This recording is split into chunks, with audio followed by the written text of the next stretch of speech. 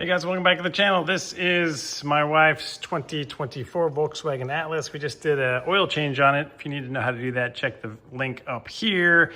In this video, we are going to reset the service indicator on these, letting you know that you need one. So she has her ignition turned on. So we're going to turn the ignition on without starting the car. So make sure your foot is not on the brake pedal. Here you can see that it's telling her that she has 500 miles. All right, so if you have that message that says that you need an oil change, I'm going to show you how to reset that. So you want to turn the ignition on without starting the car. So press that button without your foot on the brake.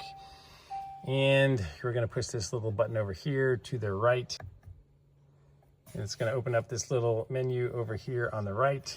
If this is not selected, travel, you can use the little up and down arrows here to scroll to the travel time and distance. And then we're going to hold this button on the right in for several seconds. So you're going to get to the screen, but hold it in for about 6 seconds. And now when you let go, you're going to come to this service menu and you can scroll up and down through here to the reset oil. So we're going to hit OK to reset oil, and then we're going to hit OK again, and now it was reset. So that is all there is to it. Now, if you had a message over there before telling you that it was still needed, it should go away after you restart your car.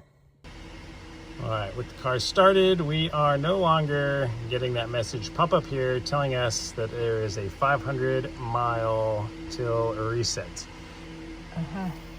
All right, so now after we have reset it, you can see that it says the oil change is in 10,100 miles. So it has been reset.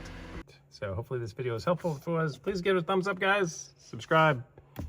Watch the next one. See you guys.